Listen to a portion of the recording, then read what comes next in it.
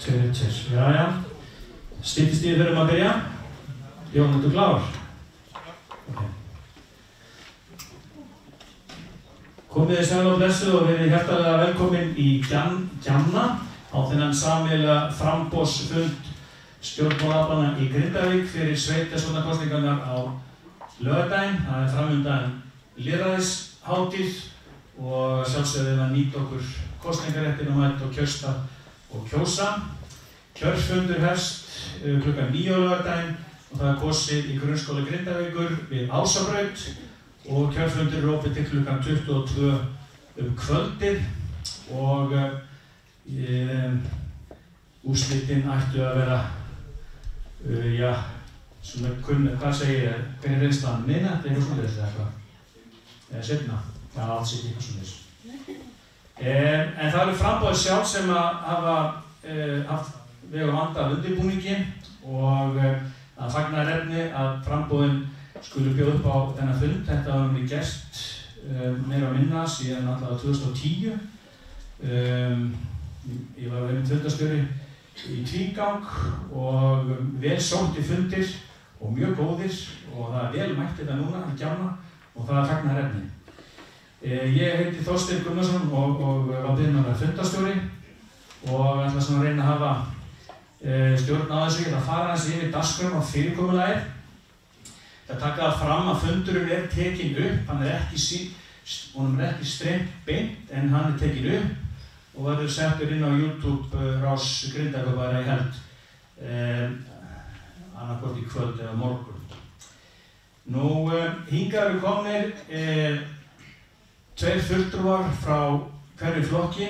Það eru 5 flokkar, þetta eru sömu flokkar og buðu fram fyrir síðustu sveitarstjórnarkosningar fyrir 4 árum. Og í fyrstu umferð að þá munu fulltrúarnir koma hingað upp í pontu. Báðir fulltrúar frá hverjum flokki munu einfaldlega bara koma hingað og kynna sig.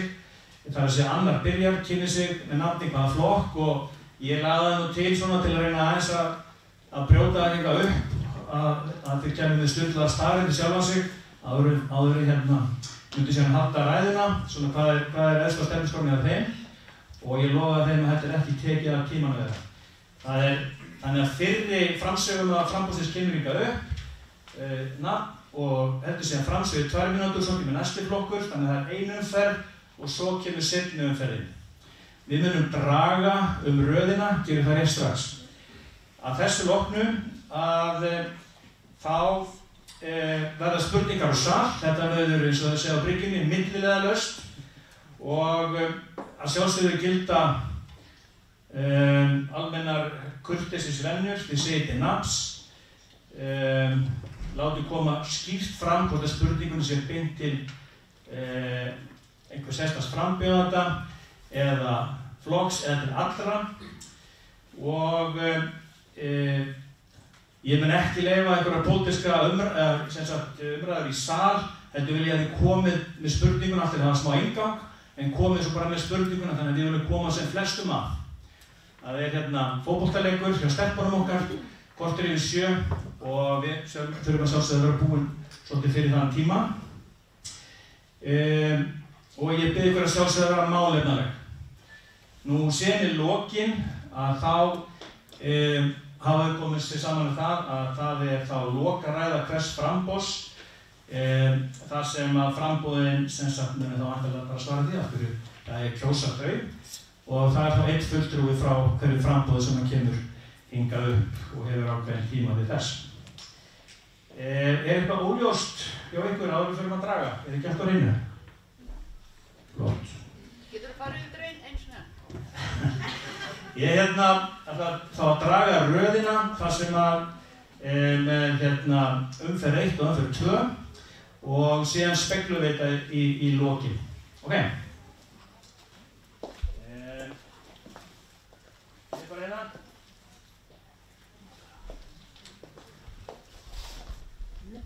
Hægra megin, fyrir ekki.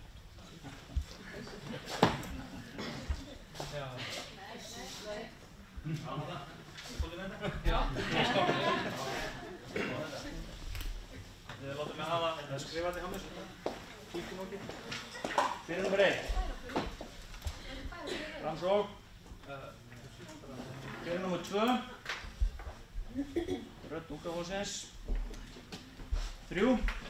Samfylking. Og 4. Miðflokkurinn. Og Sjálfstæðisflokkurinn. Já, röðin þannig að Framsókn byrjar, svo var Rödd Unga Fólksins, Samfylking Óháðir, Miðflokkurinn og svo Sjálfstæðisflokkurinn. Það okkur ekkert að landbúnaði. Byrjum á fyrri umferðinni, cirka 200 mann og ég með skeiflugan og læt ykkur vita þegar tíminn er búinn og þá bið ég ykkur svona einstæðast að klára ykkar mál. En það Framsókn sem byrjar og hvort spekar það að byrja? Ég ekki bara byrja? Já, gjörðu svo vel. Má þetta vera hann svona hérna?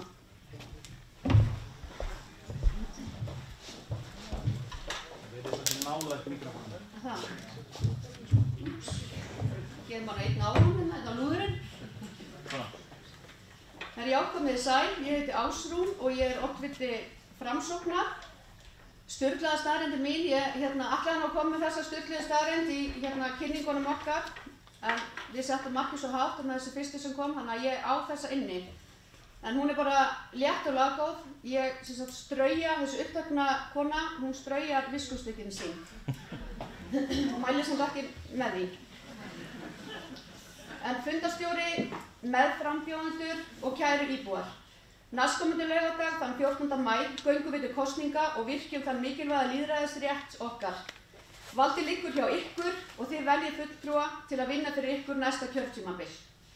Grindavík er gott bæjarfélag sem við erum stolt af, en það má alltaf gera betur og það snúast þessar kosningar.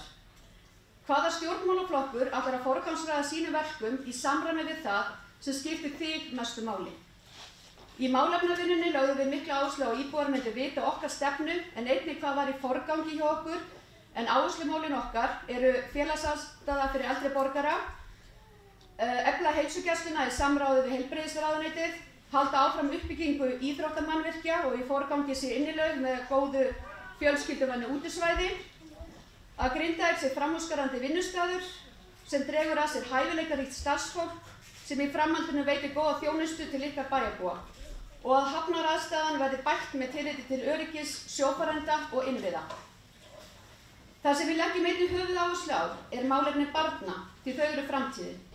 Öll börn eiga að njóta jafnra tækifæra, upplifa sig velkomin til þátttöku í tómstundastarfi og skóla, óháð félagslegum aðstæðum og bakgrunni. Framsókn hefur sennilega leitt mestu breytingu sem gerð hefur verið á umhverfi barna á Íslandi í áratugi. Breytingin felur í sér samþættingu heildstæða þjónustu við börn og hugsuð sem snemmbar stuðningur. Við í Framsókn ætlum að styðja við þá þjónustu í þágu farsældar barna samkvæmt nýju farsældarlögunum. Þegar við ræðum arðsemi fjárfestinga í samfélaginu okkar er áhugavert að við horfum yfirleitt á eitthvað efnislegt. Við þurfum að horfa á arðsemi þess að fjárfesti fólki til lengri tíma. Staðreyndin er nefnilega sú að arðsamasta fjárfestingin sem við getum farið í er að fjárfesta í börnunum okkar, en það mun skila sér bæði í lægri kostnaði í framtíðinni en einnig auknum tekjum frá heilsteyptum einstaklingum sem taka virkan þátt í samfélaginu. Fjárfestingin í fólki er lykilatriði og fjárfestingar í steypu eiga að vera til þess að þjónusta fólk. Grindavík er öflugt samfélag þar sem börn geta leitað í margar íþróttagreinar og tómstundir hafi þau áhuga á því. Það er til fyrirmyndar hversu lág æfingagjöld eru fyrir börn í Grindavík.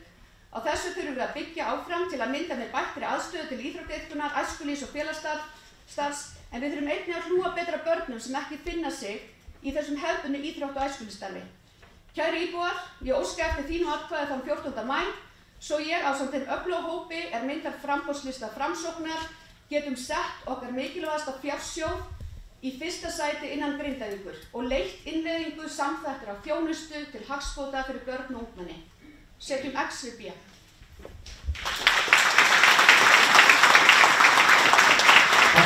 Takk fyrir það. Þá er komið að Rödd Unga Fólksins. Það verður að kynna sig og stilla það staðreynd og svo bara setjum tímann í gang. Það er að lækka þetta eitthvað sko. Þetta er litlu koni. bara niður, svona. Takk. Svona. Já, sæl öll, gaman að sjá okkur. Ég heiti Sigríður Etna og er í Rödd unga fólksins. Sturlu staðreynd, ég var efst upp í FN-turninum þegar hann var rýmdur einu sinni út af sprengjuhótun frá Gaddafi. Fundarstjóri, frambjóðendur, íbúar Grindavíkur og aðrir fundagestir. Fyrir rúmum 4 árum var Rödd unga fólksins stofnuð og bauð fram í fyrsta skipti hér í Grindavíkurbæ. Síðustu 4 ár voru vissulega viðburðarík, enda ekki margar bæjarstjórnir sem hafa þurft að takast á við bæði heimsfaraldur og eldgos. Framboðið vakti athygli á landsvísu og það er ánægjulegt að sjá hvað við höfum haft mikil áhrif bæði á kosningabarátuna núna og flokkastarf annarra flokka. Í dag sér maður ungt fólk á lista hjá öðrum flokkum. Við vonum samt sem áður að þetta efnilega og unga fólk verði ekki einhvers konar skrautfeðrir á listum flokkana eins og hefur tíðkast og að þeirra rödd fái hljómgrunn. Á síðustu 4 árum hefur samstarf flokkana gengið vel. Íbúar hafa talað að flokkar virðast ekki vera að takast á, en það er kannski ekki alveg rétt. Það hefur vissulega verið tekist á inn á vígvellinum, en við í Rödd unga fólksins lögðum upp með það í upphafi að við ætlum ekki að taka þátt í einhverju samkvæmsaleik eins og gerist stundum. Trúðu okkur, þau tækifæri voru til staðar, en þolinmæði okkar fyrir kergju á milli minni og meirihluta, hún er ekki mikil eða engin og hagsmunir bæjarins skiptir miklu meira máli en það. Stefnuskrá flokkana, þær eru allar líkar og það er í rauninni bara ánægjandi. Það er sundlaugin og þetta típiska gervigrasið á fótboltavöllinn og að bæta raföryggi Grindavíkurbæjar og lengi mætti telja. Og ég ætla bara að leyfa öðrum frambjóðendum að telja upp allt það sem við erum sammála og hlífa ykkur, kæru hlustendur, frá því að heyra sömu hlutina aftur og aftur. En hins vegar þá ætla ég að segja ykkur frá því sem greinir okkur frá öðrum frambjóðum. Og það er að við þurfum virkilega að gera betur í umhverfis- og loftslagsmálum.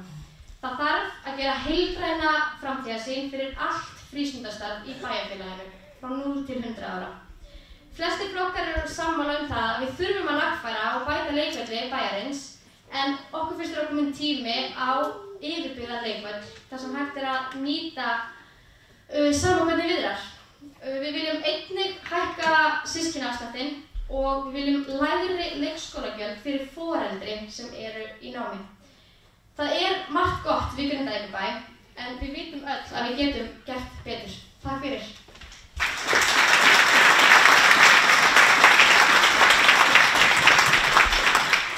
Takk hérlega fyrir þetta. Þá er komið að Samfylkingunni óháðum.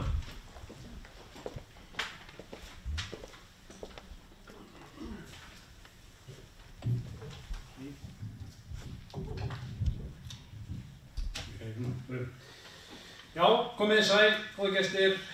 Sigurgeir ég, Ævarsson og er oddviti Samfylkingarinnar og þegar Þorsteinn sagði mér að koma með stjórnlega staðreynd þá datt mér í hug að segja ykkur á því að þegar ég var ungur, þegar kannski trúið þess ekki, þá var ég virkur í starfi Sjálfstæðisflokksins en ég þroskaðist sem betur fyrir upp úr því.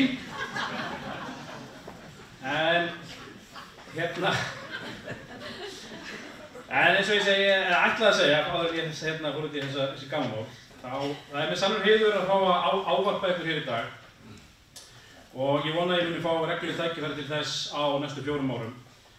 Eins og ég sagði, ég heiti Sigurgeir Fannar Ævarsson og ég er fæddur hér á uppalinn í Grindavík, flutti svo norður yfir heiðar til að sækja mér menntun og náði að sækja mér eiginkonu í Kauphalli. Við fluttum svo suður aftur til Grindavíkur 2012 við Sofía konu mín. Og stærsta ástæðan fyrir því að við ákváðum að flytja til Grindavíkur var að við vildum að börnin okkar myndu fá alast upp við sömu lífsgæði og við gerðum, komandi bæði úr litlu bæjarlandi.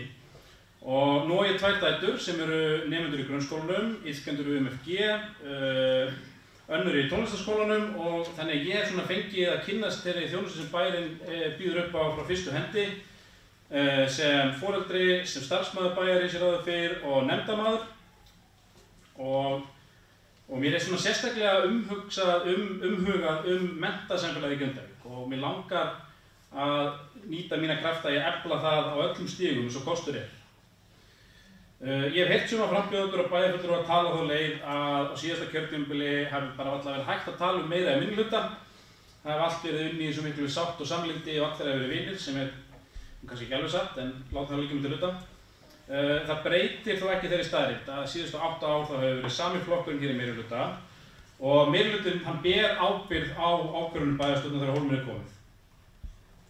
Og svona, já, sumum tíðrætt að hér hefur verið ábyrg fjármálastjórn og benda að það sé ekki hægt að eyða sömu krónunni tvisvar, sem vissulega rétt, en þá eitthvað skárri að kasta þessum krónum bara beinustu leið út um gluggann.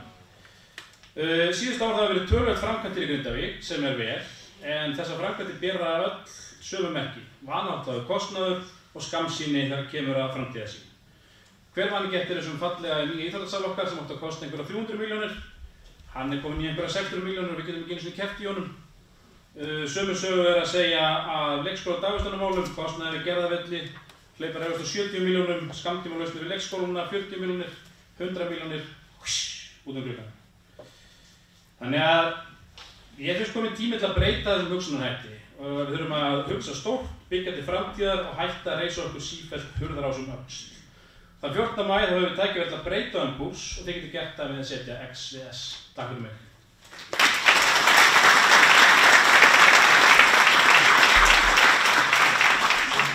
Takk fyrir þetta. Þá komið að Miðflokknum. Gjörðu svo vel.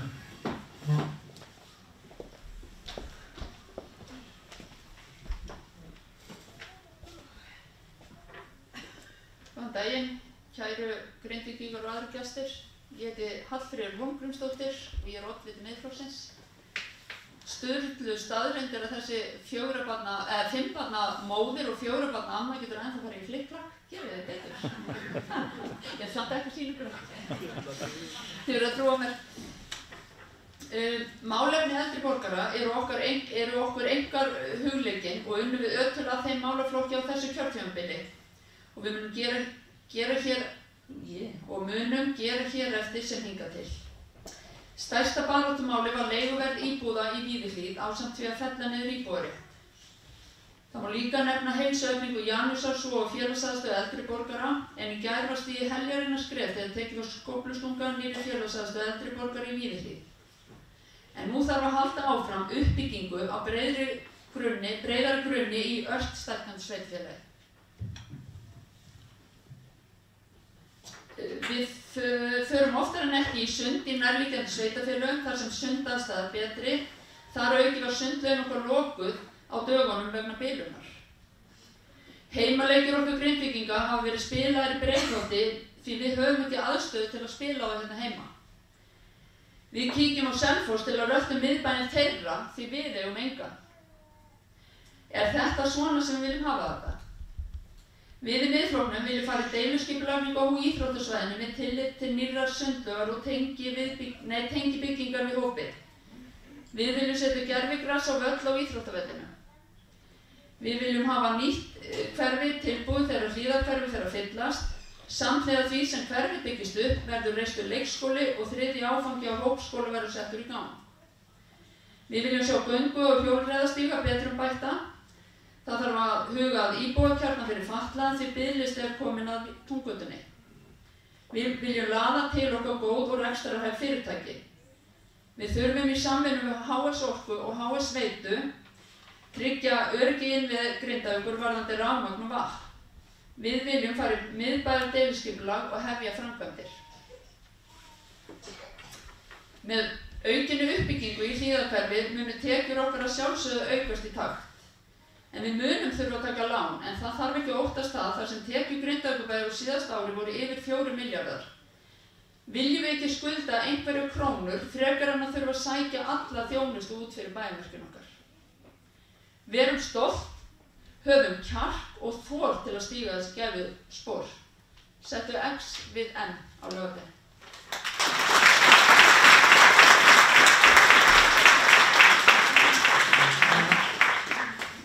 Takk fyrir þetta og síðast í þessari fyrri umferð áður en við tökum síðan aðra umferð með frambjóðanum með 2 viðkomandi flokkum, þá það Sjálfstæðisflokkurinn. Gjörðu svo vel.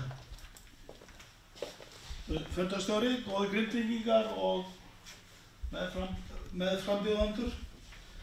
Ég heiti Hjálmar Hallgrímsson, er 56 ára gamall. Ég bjó í Reykjavík, flutti hingað 1979, þannig ég er búinn að búa hér meirihluta ævi minni. Ég byrjaði í pólitík. Ég er oddviti Sjálfstæðisflokksins, búinn að vera það síðustu 8 ár, byrjaði 2014.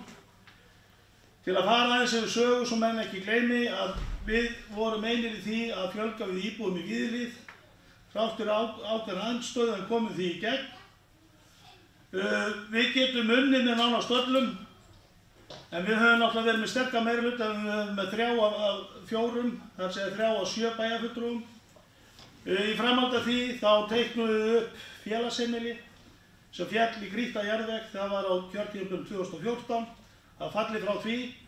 En við héldum áfram á 2018, þá héldum við til að við ætlum að byggja félagsheimili og svo gleðilegt er að við kláruðum skóflustúkun í gær.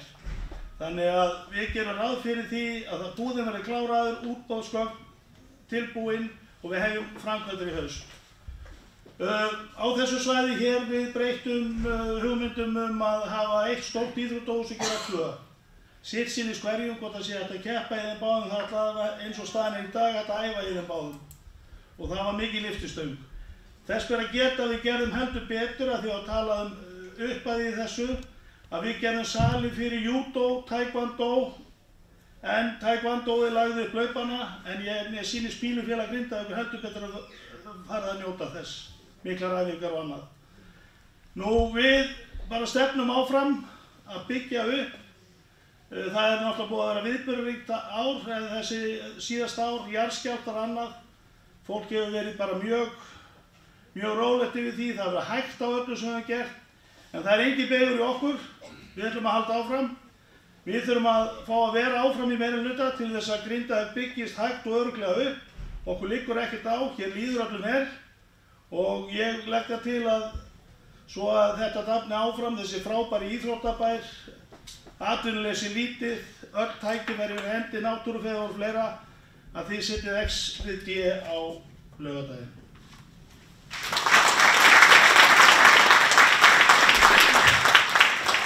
Takk fyrir þetta, hefur þú glemt í Sturlu staðreyndinni maður? Ég sé hann. Ég fekk nefnilega ekki boðum það. Er þú Sturlu staðreynd? Ég var eins og með þykkt hár.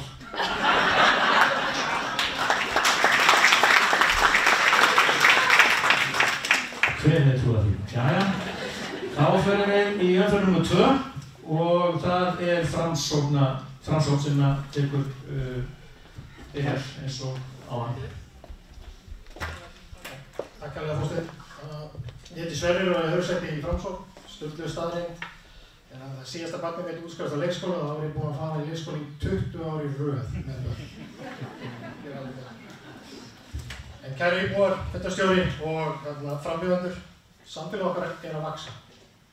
Það er fjölbreytilegra en áður. Og niðurstöður skoðanakanna sýna að við erum á réttri leið með bæinn okkar og það er gott að búa í Grindavík. Við erum lánsömur að fjármál bæjarins eru traust og hér eru fjölmörg sterk fyrirtæki sem veita mikla atvinnu á svæðinu. Til að gera góðan bæ enn betri þurfum við einnig að snúa okkur að mannauðum í bænum. Mannauður er okkar dýrmætasta auðlind. Með því að hlúa þessari auðlind leggjum við góðan grunn og góðum árangri fyrir sveitarfélagið. Árangur sem er hvorki flokksbundinn né einsmannsverk. Það þarf alla í samfélaginu til að efla enn frekar bæinn okkar. Fjárfestum í mannauðinum, fjárfestingu sem mun skila sér margfalt tilbaka fyrir bæinn. Ég þekki vel að búa í nýju landi, en 9 ára gamall flutti til Bandaríkjanna. Það var tekið mjög vel á móti mér og hlúað að mér að aðlagast nýju umhverfi og nýju tungumáli. Við hjá Framsókn erum mjög stolt af því að flagga regnbogafanan, fána sem fagnar fjölbreytileika. Og þegar við gengum í dag, þau sjáum Grindavíkurbæ flagga sínum einmitt í dag. Við hjá Framsókn viljum hlúa, styðja og fagna okkur nýjustu íbúa með því að ljúka fjölmenningarstefnuna og ráða fjölmenningarfulltrúa. Ég er tilbúinn að hlusta á raddir bæjarbúa. Ég er reiðubúinn að axla þá ábyrgð og gangi þau verk sem þarf til þess að efla bæinn okkar enn betra. Gerum Grindavíkurbæ að enn betri bæ XB á laugardaginn. Takk fyrir mig.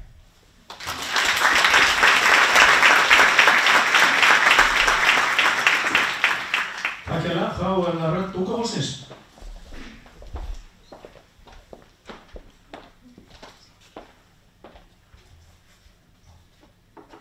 Góðan daginn, ég heiti Sævar og er í rödd unga fólksins og sturluð staðreynd mig að ég missti einu sinni minnið á fótboltaæfingu og fór þetta í 14 eða 15 sinnum í sturtu.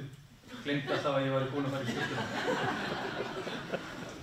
En fundarstjóri, frambjóðendur, íbúar Grindavíkur og aðra gestir.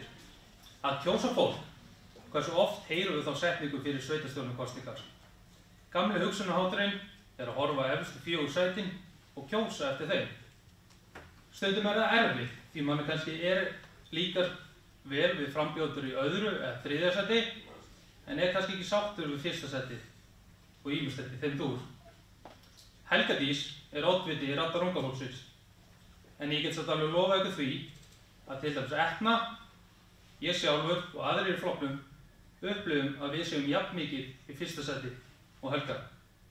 Leyfðu mér að útskýra okkar sýn betur. Okkur finnst oddviti flokksins vera eins og fyrirliði í íþróttaliði. Hann mikilvægur, en það restin af liðinu líka. Það ekki vænlegt til árangurs að þú ætlar aðeins að spila út fyrirliðanum og við markmannum. Hver sér þá allar hinar stöðunar? Við spilum út þeim leikmanni sem vænlegur til árangurs hverju sinni. Ekki bara okkur í hag, heldur líka íbúðum. Það ekki hægt að ætlast til þess að 4 séu virkir í flokksstarfi. Við þurfum meira það og Grindavíkur bara á skilið meira það. Við þurfum að geta valið hæft fólk í nefndir því þar fer mikilvæg vinna fram. Ég get fullvissaði að á okkar lista hæft fólk til að gangast í þau hlutverk. Samheldnin í rödd unga fólksins mikil, hýtningar eru margir og eflaust eru ekki mörg önnur samtöl á Facebook jafn virk og okkar. Við erum samviskusöm, við tökumst á, en markmið alltaf það sama. Hvað Grindvíkingum fyrir bestu? Við lögðum upp með það frá upphafi að enginn getur vitað allt. En ef við vitum ekki svarið, þá munum við kynna okkur málið og finna svarið. Takk fyrir mig.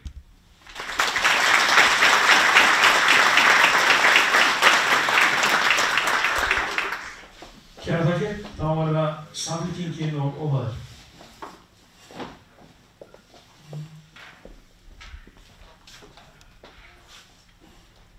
Góðan daginn. Jóna Birna heiti ég og ég í öðru sæti á lista Samfylkingar og Óháðra. Ég fædd á uppalinn í Grindavík. Ég flutti til Reykjavíkur og hélt að þar myndi ég vilja búa, en svo kynntist ég manni úr Grindavík. Og stofnaði fjölskyldu með honum og þá auðvitað togaði heimabærinn svolítið fast í okkur. Því hér vildi við börnunum okkar aldur. Hér andrúmsloftið afslappað og minna stress. Stutt á milli staða og stutt í náttúruna sem við erum svo heppin að hafa við bæjardeildar. Leikskólamálin eru mér hugleikin. Ég hef starfað á báðum leikskólum bæjarins og sem foreldri hef ég haft góð samskipti við leikskólann Laut. Á leikskólanum okkar eru fagmenn með stjórn, þar vita hvað þarf til að eiga farsælt skólastarf. Við þurfum að treysta þeim þegar kemur að því að meta hverjar þarfir þessi fyrsta skólastigs eru. Börnin okkar eru of mikilvæg og þau eiga skilin allt það besta. Mönnunarvandi á leikskólastiginu landlægur og hér í Grindavík hefur ekki gengið nógu vel að fjölga faglærum leikskólakennurunum. Nýr leikskóli í Hlíðarhverfi mun augljóslega ekki leysa þennan vanda. Ég held að við þurfum að bæta starfsumhverfi á leikskólanum í kjölinn áður en við hefjumst handa við að bæta hér við 3. leikskólann. Græn svæði eru ástríða fyrir mér. Það eru mörg svæði í bæjarlandinu sem hægt að vinna með og þróa til að vera meira aðlaðandi fyrir okkur íbúana. En eins og svo margt annað þarf við fjármagni í vegfald á grænum svæðum, opni leikvellir eins og við Hraunbraut og Hólavelli, græn svæði við Víkbraut, Sólavegi, gæti verið mikil bæjarprýði en hefur verið afgangsstærð, því miður. Við viljum virkja íbúalýðræði og leyfa íbúum að ráða meiru sitt nærumhverfi, láta hanna þessi svæði sem við eigum öll í einu, hvað útlit og kostnað á hreint, og svo spyrja íbúa hvaða svæði ætti að fá forgang. Vinna þetta skipulega og markvisst í stað þess að vera alltaf að byrja á nýjum verkefnum þegar það á nógu að taka fyrir þær. Efling ferðaþjónustu mikilvæg, mörg tækifæri hafa runni okkur breytum en við getum blásið úr sóknar. Íbúar hafa ólíkar hugmyndir sem vert að skoða og í samstarfi við Geopark og fyrirtæki í bæjarfélaginu allt mögulegt. Þetta engan veginn einu málefnin sem á mig brenna, en ég mjög þakklát fyrir tækifæri til að vera hérna með ykkur í dag og vonandi fæ ég áframhaldandi tækifæri til að láta tímann taka. Takk fyrir.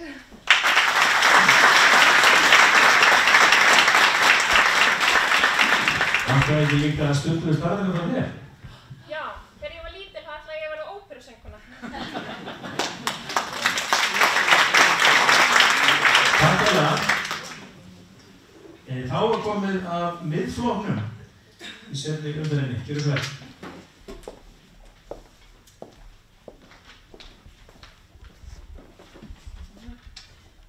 Kæri fundarstjóri, frambjóðendur og ágætu fundargestir.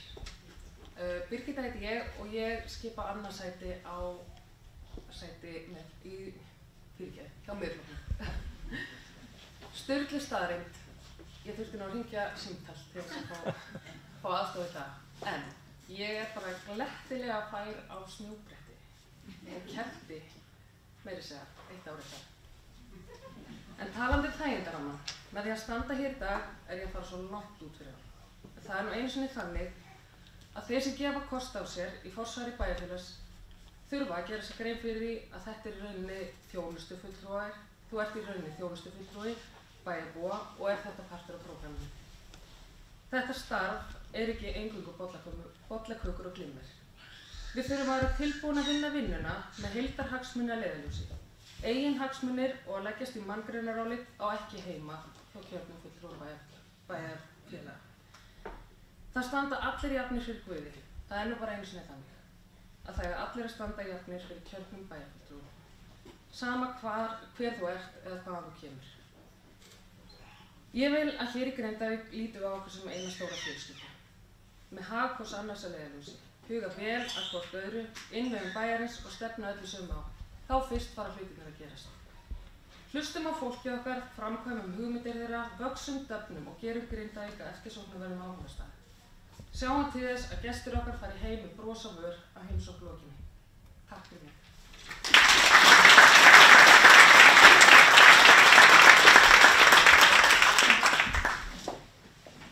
Kæra þættir, þá það Sjálfstæðisflokkurinn.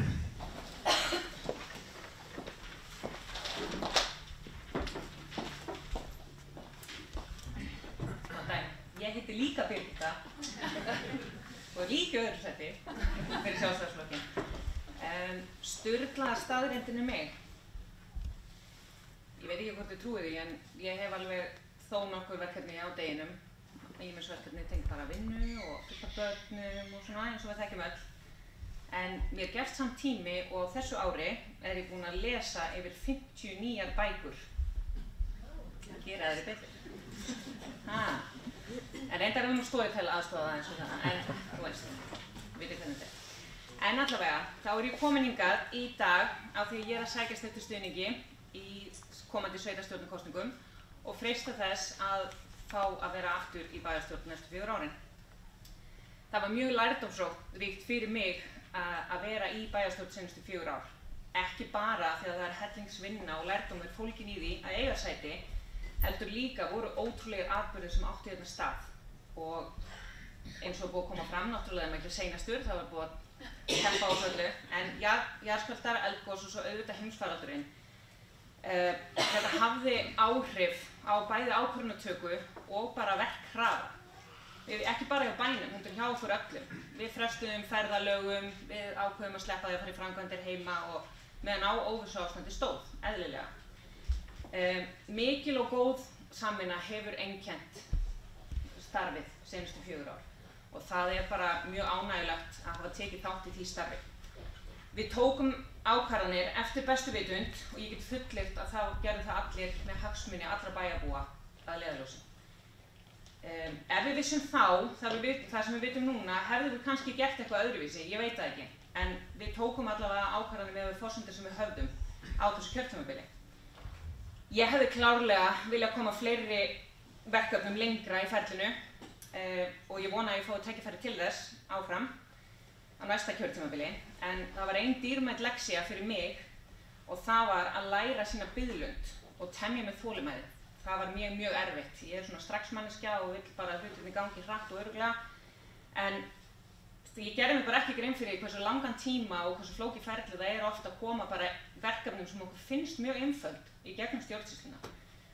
Og þannig að það var eitthvað svona til að hafa í huga og var mjög góð leksía fyrir mig. Núna vonast ég eftir að fá tækifæri til að setja þunga, nú er bara nýtt kjörtímabil framundan og ég vil fá að setja mikinn þunga í mjög mörg verkefni.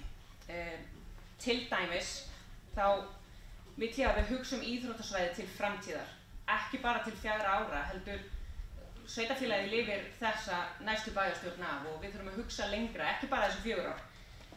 Ég vil setja sundlaugin í forgang, opna nýjan leikskóla sem tekur á móti börnum frá 12 mánaða aldri og leysa þannig vandamál sem að mögulega koma upp hjá foreldrum að loknum fæðingarorlofi, ljúka hönnun á miðbæjarskipulaginu. Ég er hrifin af þeirri hugmynd að þessi 2-falt miðbæjarskipulag, annars vegar verslun og þjónusta hérna við Víkurbraut og svo hins vegar menningarlegur miðbæjarkjarni niður við Hafnargötu. Ég er búin að sjá teikningar af því, af hönnun og hugmyndir og það er mjög skemmtilegt. Jafnframt myndi ég vilja þróa starfsemi kvikunar enn frekar. Það er búin að vera mjög skemmtilegt að sjá líf í húsinu og sérstaklega hús sem hefur kannski haft mikla möguleika en ekki mikið verið nýtt.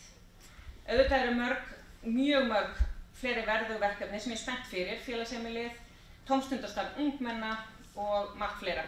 Fegrun bæjarins, umferðaröryggi, það vil ég segja örugglega vonandi stefnuskrána. En að lokum vil ég minnast á að það er markmið mitt að hlusta á íbúa og að fylgjast með þróun innan sveitarfélagsins og ég mun reyna mitt besta til að Grindavík verði eftirsóknarverðasta sveitarfélagi, til að búa á, eftirsóknarvert sem vinnustaður, til að vera í fyrirtækjarekstri og til að heimsækja. Takk fyrir mig. Setjum FCG!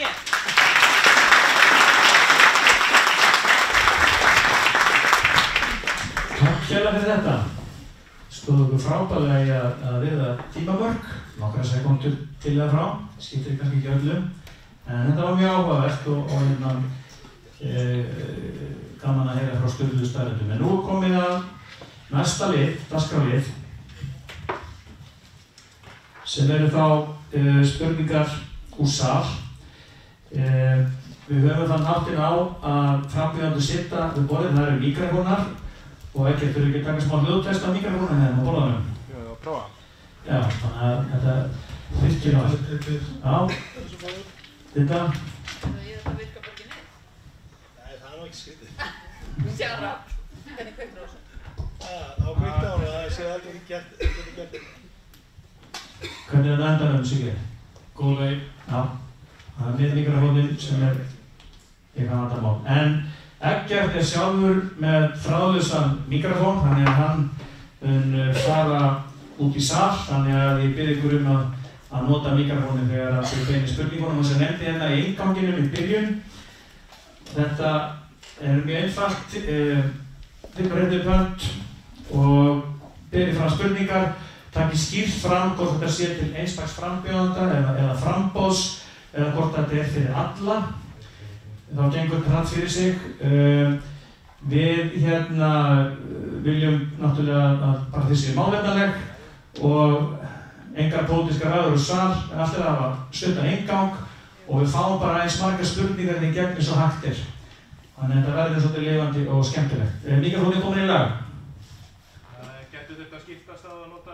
Já, þá erum við 2 mikrafóna og þið bara passið snúrurnar, þannig að þetta gangi sér best. Annars get ég látið ykkur að hafa minn mikrafón inn á milli. Jæja, ekki spurningar úr sal. Réttu pönt, komin einn hérna já. Óli, Leifur. Ok, þannig Leifur, þú er bara tilbúin strax að grípa mikrafónið frá Óla. Óli, við startu upp og kynntu þig og komdu með spurningina. Já, ég gerir ráð fyrir því að þið þekkið mig. En Ólafur heiti ég og hef viðnefni Ólafur Bóndi. Heyrist ekki nóg í honum? En ég ætla að spyrja að því. Ekki ætla bara að hætta þetta, svo heyrist ekki nóg í líðir. Hvað segirðu núna? Prófa að stala bara hátt og skýrt, Óli. Spurningin er þessi, til andra frambjóðanda. Treystaði þér til þess að lofa því fyrir næstu kosningarnar á laugardaginn að lofa okkur því að setja minnst okkur til 600 milljónir í framkvæmdir fyrir stammiðið síð. Takk fyrir þetta. Við skulum bara taka þessi spurningu strax bara til að koma okkur aðeins í gang. Og við byrjum þá hérna megin núna og hérna einn frá hverjum flokki tekur þá svarið. Rödd unga fólksins.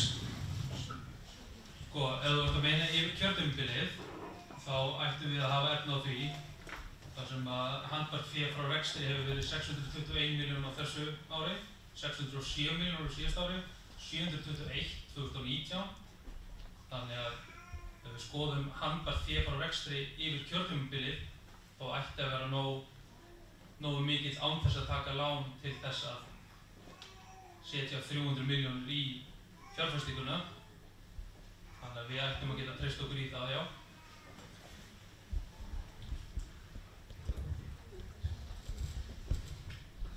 Já, 60 miljónir er alltaf fullt af peningum. Einhver sagði við mig að byggingin ætti að kosta 400 miljónir og við erum bara mjög fylgjandi því í samfélaginu og hóðum að klára þetta, en þetta þessu bygging verði mikið lyftistöng fyrir okkur. En ég myndi bara vilja fá að sjá alla forsendurna, þannig ég lofa því að greiða því 600 miljónir á skattfinu á einu bretti. Já, þau láta mikrofónu í ganga. Þetta? Já, heyrðu, á þessu fjárhagsári þá eru settar 250 miljónir í uppbyggingu á félagsaðstöðu eldri borgara í Víðihlíð og í fjárhagsáætlun er gert ráð fyrir að það sem er að já, við treystum okkur til þess að setja 600 miljónir ef að það þarf 600 miljónir í þetta. Það er ekki nokk spurning, það verður gert.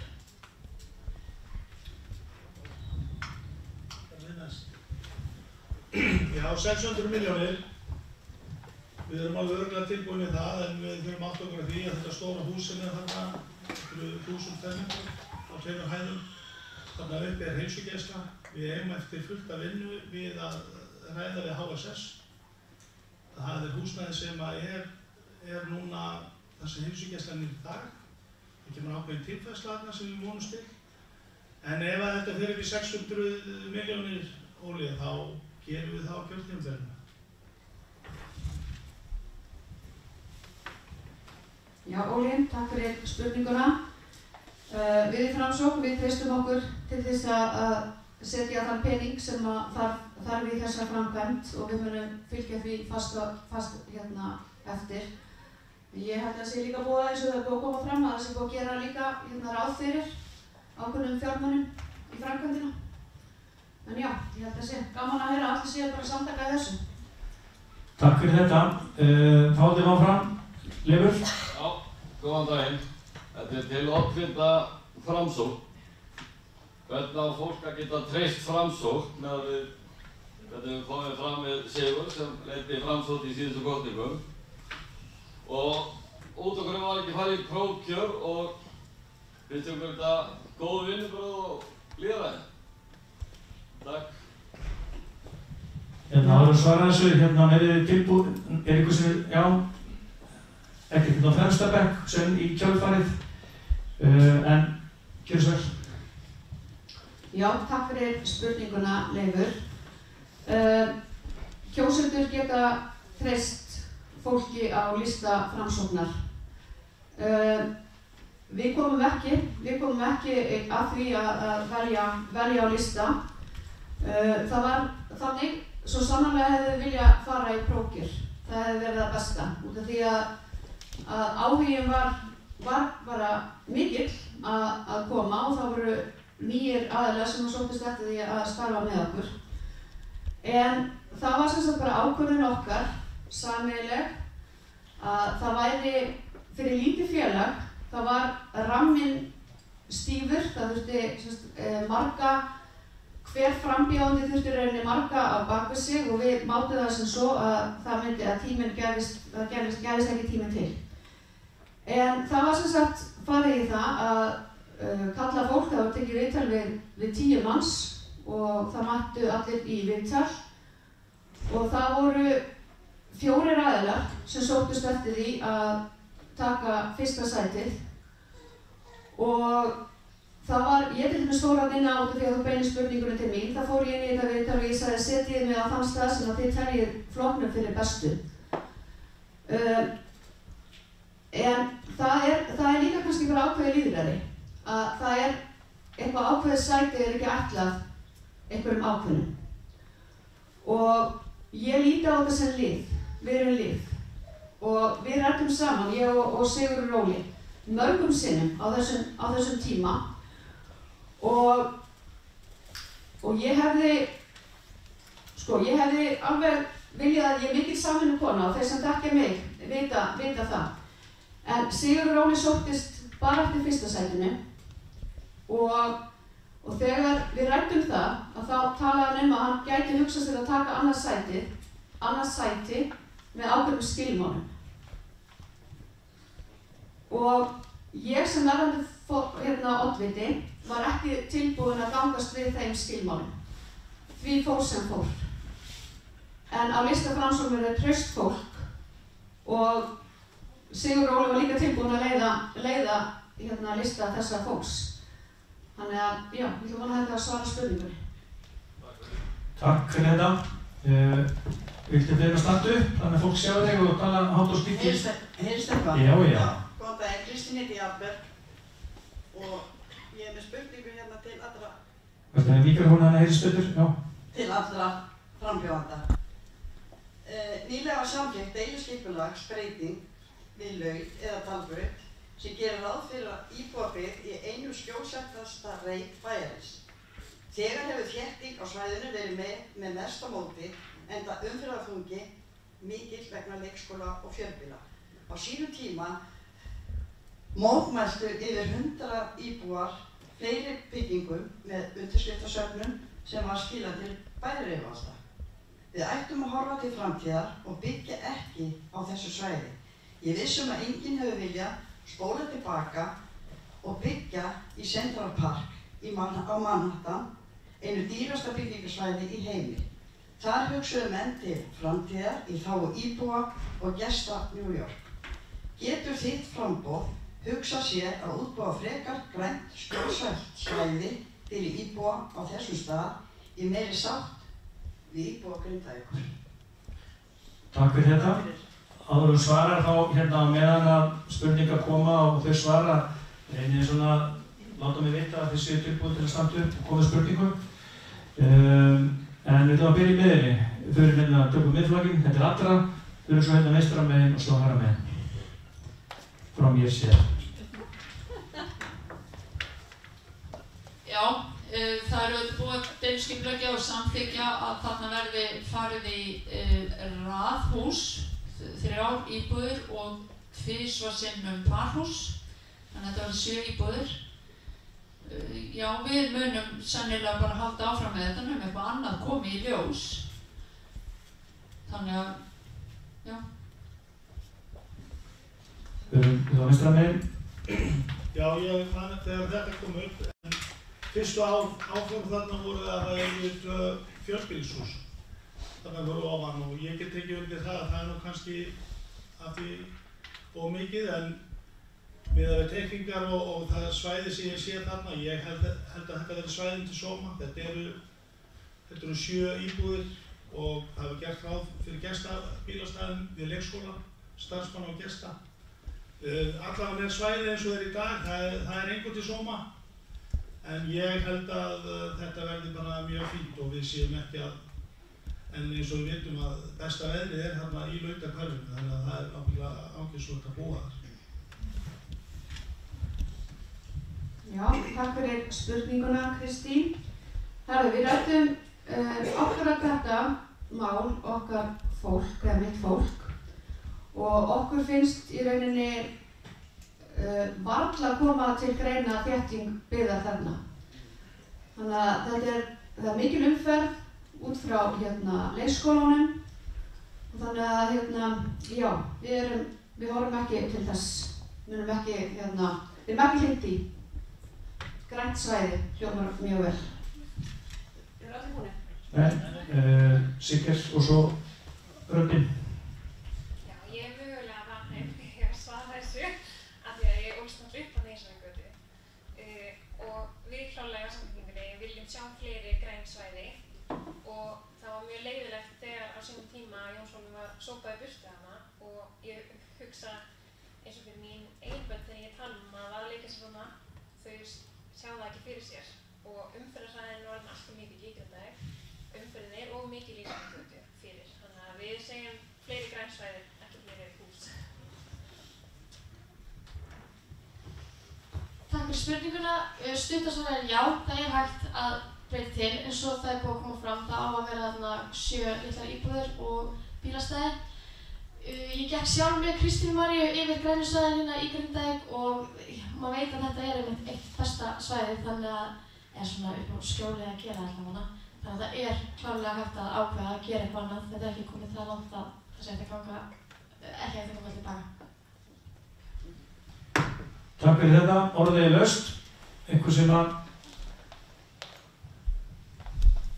gjörðu svo vel. Hörður, standu upp og staðið hátt og snjallt. Hörður heiti ég Guðbrandsson og er formaður Verkalýðsfélags Grindavíkur. Ég vil þakka fyrir þennan fund og takk fyrir að bjóða ykkur fram í bæjarstjórn, þeir sem eru hérna í forsvari. Ég með 2 spurningar. Önnur er svo að bæjarfulltrúar þeir hækkaðu launin sín töluvert umfram aðra launamenn í landinu á þessu kjörtímabili sem eru að ljúka. Hvað ætlaði að gera í því á næsta kjörtímabili? Og hin spurningin er hvað ætlaði að gera fyrir fólki sem eru á lægstu laununum hjá Grindavíkurbæ? Takk fyrir. Takk fyrir þetta. Byrjum þá hjá Samfylkingu, þeir eru að skipta þessu eins og við getum og fyrir svo til ykkar, röndin og hinga klárum síðan. Ok. Já, takk fyrir þessu spurningu, Hörður. Varðandi fyrir spurninguna, þá er ég ekki að sækjast eftir þessu starfi út af laununum og mér finnst þetta ekkert ólega að fólk fái greitt fyrir þetta en það held ég sé bara mjög hollt að taka þá umræðu hvað séu sanngjörn laun fyrir þetta allt saman og ég er bara sammálaður. Þetta hækkaði ansi bratt síðast, þannig að það er eitthvað sem við þurfum að skoða mjög vandlega. Varðandi seinni spurninguna það sem eru launalægstir á Grindavíkurbæ, við erum náttúrulega bundin af kjarasamningum að miklu leyti og það er erfitt oft að gera eitthvað annað en stendur þar, en við höfum svo sem komið tillögur eins og í gegnum fræðslunefnd til þess að bæta starfsaðstöður á leikskólunum með einhverjum svona litlum hlutum eins og að breyta á sömuropnun og færa starfsmannafundar og svona sem ég bara skil ekki hvað pólitíkin er yfir að skipta sér af. Þetta var bara að treysta þeim sem eru þarna yfirmenn og leyfa þeim að ráða þessu. Þannig að það svona, held ég að sjá kannski aftur tækifærin í einhverjum breytingum svona beinum sem snúa að launakjörum og vinnuaðstæðum. En svo erum við náttúrulega með eitt af okkar kosningaloforðum er að auka að þrýsta á fleiri óhagnaðarlegu leigafélög sem náttúrulega nýtist að byggja hérna, sem nýtist náttúrulega þeim tekjulægstu best. Þannig að það er held ég, svörum mínu þessum 2 spurningum. Og enda, já. Já, takk fyrir spurninguna. Við sjáum ekki fyrir okkur að hækka launin á næsta kjörtímabili nema þá að það myndi þá taka gildi þar næsta. Það er eina svona sem ég geti séð. Mér finnst að við eigum ekki að taka ákvörðun, við eigum að vera búin að taka á gangandi, þegar við göngum til kosninga, þá vitum við alveg hver kjörin eru núna. Og sambandi við náttúrulega seinni spurninguna, þá erum við náttúrulega eins og segjum partur af SSS og samþykkið það en höfum samt alveg reynt að gera ýmislegt fyrir til dæmis eins og Siggi nefndi leikskólakennara og við fórum í ákveðnar svona breytingar og við samþykktum ýmislegt til þess að reyna aðeins að draga upp og gera starfsumhverfið betra. En ég er alveg sammála að það á að borga sæmileg laun fyrir þessa vinnu og mannsæmandi laun. En við vonum bara að þið náðu góðum kjarasamningum. Það er svona besta sem við getum vonast til held ég og ég treysti þið fyrir því. Pálsson? Já, takk fyrir spurninga. Það var því fyrstu. Ég hef bara viðurkenna það að ég hef ekki hugmynd fyrir launin, ég hef ekki hugmynd fyrir launin eru, ég hef ekki hugmynd að borga í nefndir. Ég hef gefið að mér í stjórn Góklúbbs Grindavíkur í 10 ár og ég líti á svona samfélags ábyrgð að taka þátt í þessu. Það var þetta að hækka launin, ég myndi ekki samþykkja það, en fólk að greita vinnur sína, gott og vel. Það varðandi seinni spurninguna klárlega vantar minni íbúðir hérna á svæðið. En það sem ég myndi alltaf að byrja á er bara eiga samtal við ykkur. Hvernig sjáu þið þetta? Hvað ykkar hugmyndir? Þróa það. Það að hlusta á ykkar raddir sem eru rödd verkalýðsins. Það líka hugmyndir. Hvort þessi framkvæmdalegt, það svo seinast ekki. En við þurfum að byrja því að kannski hlusta á eiga samtal.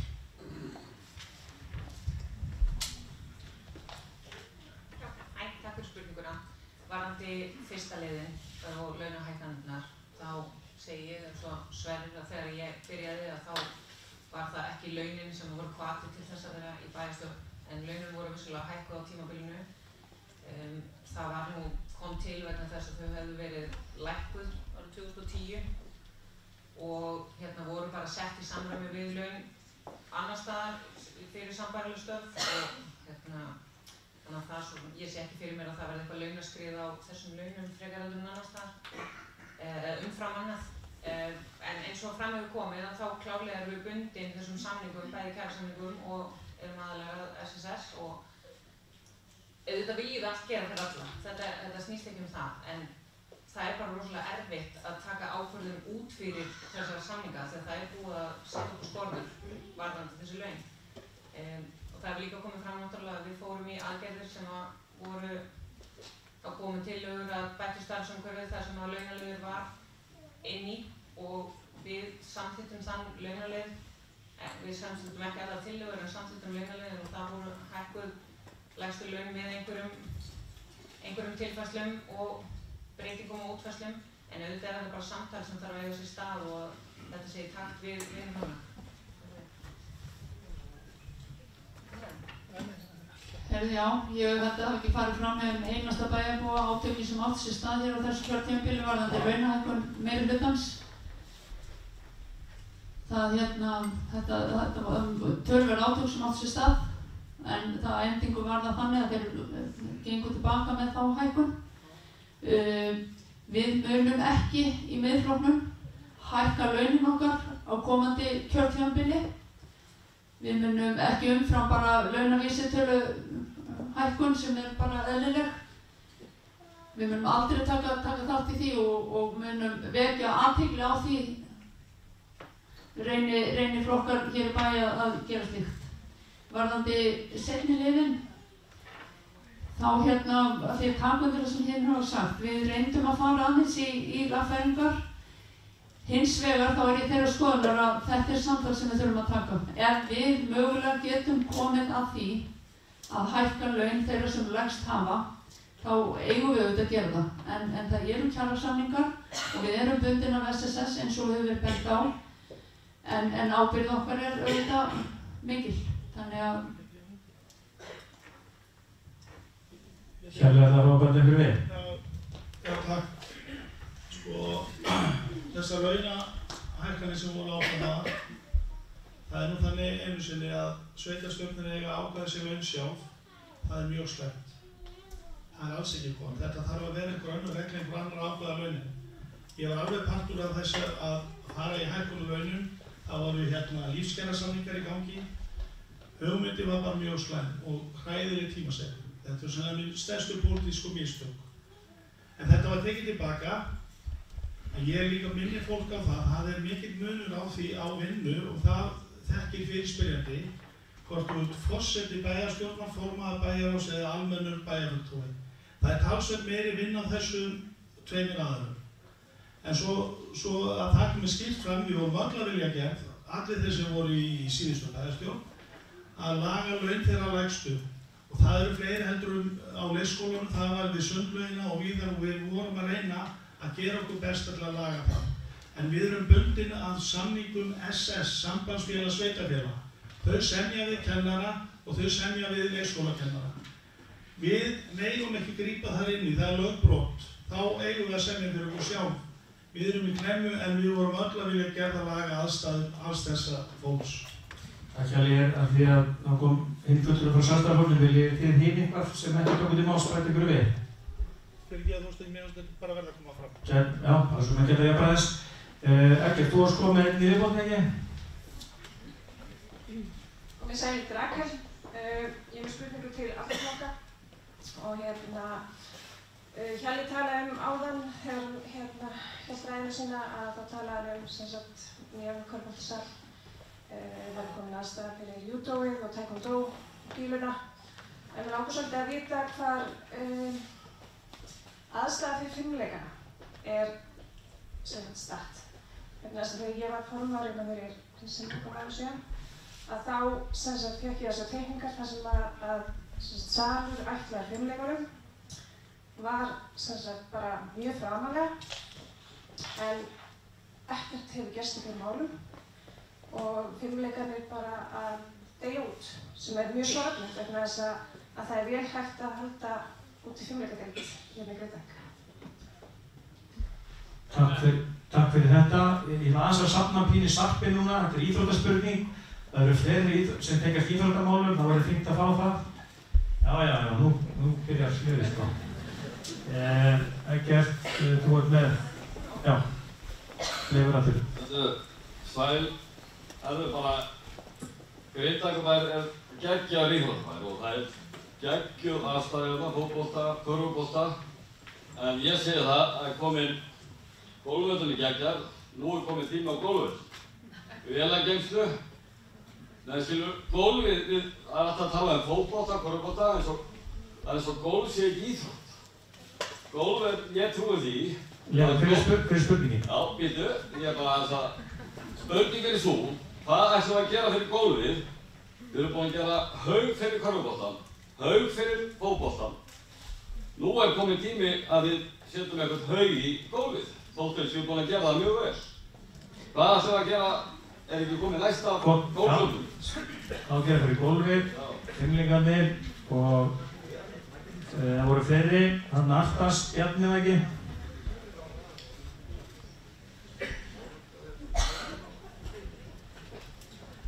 Bjarni Már Sáðarsson heiti ég, fyrrverandi formaður Ungverjafélags Grindavíkur. Ég er búinn að lesa stefnuskrána ykkar allra og þetta er allt rosalega flott á blaði en hvað ætlið að gera? Það eru hjólastígar hér og þar, Hófsnesrík, það á að leggja hjólastíg á Hófsnesríki. Ætlið að malbika hjólastíg á Hófsnesríkin eða átt að vera fjallahjólabraut. Hjólastígurinn hérna með Grindavíkurveginum, hann er frábær að þú kemst inn á hann. Ætlið að tengja hann hérna niður í Grindavík. Sundlaugin, hún var ónýtt þegar ég flutti til Grindavíkur. Hver er spurningin þetta? Það er spurningarna. Ég spurði hvað ætlaði að gera í þessum hjólastígum og sundlaugin var ónýtt þegar ég flutti til Grindavíkur.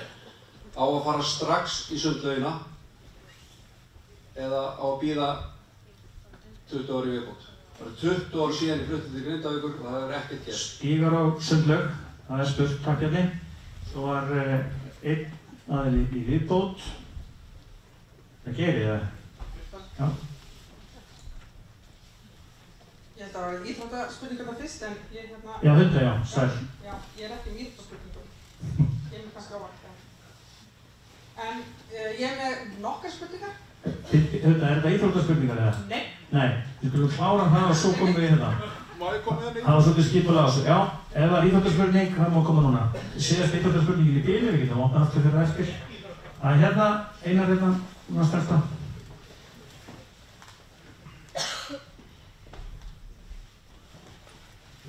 Góðan daginn og takk fyrir að bjóða ykkur fram fyrir okkur heim. Körfuboltinn og fótboltinn hafa bæði lent í miklu tekjufalli vegna COVID. Hefur það komið til bæjarstjórnar að bæjarinn taki eitthvað þátt í því tekjutapi eins og mörg önnur sveitarfélög hafa gert. Þetta er bara til allra. Takk fyrir.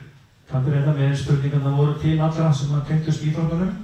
Þeir eru búin að punkta þetta hjá okkur og nú ætlum við að fara þá, byrja hérna á Sjálfstæðisflokknum, svo til hérna megin og svo endum þarna á Miðflokknum.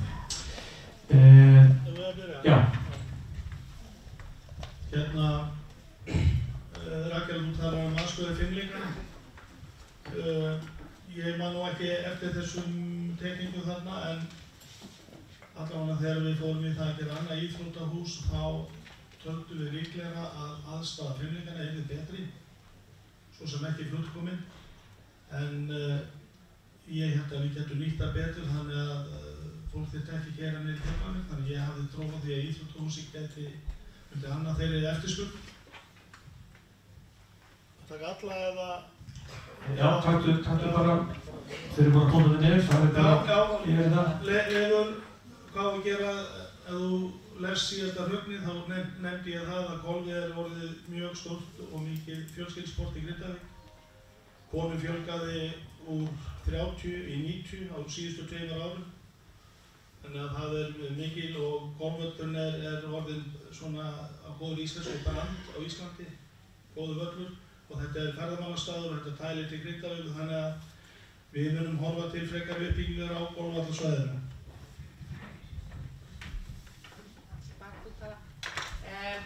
Ég ætla að taka undir með að fá svara líka Rakel að varðandi framtíðarskipulagið á íþróttasvæðinu öllu þá sé ég fyrir mér að við myndum bara gera áætlun til lengri tíma heldur en bara þessar 4 ára og klárlega yrði þá aðstaða, auðvitað myndum við setja Bjarni, sundlaugina í forgrunn en að það yrði þá tekin upp aðstaða sem yrði þá fjölbreyttari heldur en eingöngu fótbolti og körfubolti og að það yrði salir fyrir alls konar innanhús tíma eða rækt og þá líka fimleikana og aðrar íþróttir sem að mögulega væri hægt að stunda þarna ef aðstæðan væri góð. Varðandi stígana, Bjarni, takk fyrir spurninguna, að ég sé fyrir mér eða við að samtali myndi eiga sér stað hvernig stígar væri best að hafa. Mér finnst rosa fínt að fara Hófsneshringinn á hjólinu en átta mig á því að það getur verið betur. Ég er engin hjólari en útivistarsvæðið er rosalega skemmtilegt á Hófsnesinu og mikið af fólki sem er að hjóla það, ég meina, maður sér það á samfélagsmiðlum en eins og ég segi, ég gerir mér ekki grein fyrir hvort það sé betra að hafa malbygg, það er ákveðin sérstæða fólkinu því að það sé þarna upplifun að keyra á malarvegi þessa leið og fara og skoða bátana og bara njóta útivistar. Þannig að ég sá fyrir mér að það er bara eitthvað samtal sem er svo tekið og myndi vera í sátt og samlyndi við umhverfið og sundlaugin. Við sjáum fyrir okkur að setja það í algjöran forgang á íþróttasvæðinu. Svo er spurning frá Einari Hannesi. Einar Hannes, já, fyrirgefðu, glemt. Ég veit ekki betur en að þetta sé umsókn sem að þessi umræða sé komin í gang og að það sé bara verið að vinna í þessu. Það er búið að það komi reyndi frá bæjarráð og kannski betra Hjalli, hann á sæti bæjarráð. Það er réttinni Hannes, það kom beiðni vegna þess að við, ef ég skil málið rétt sem er í höndum Eggers, að við báðum ákveðin gögn til þess að sýna fram á þessa þörf.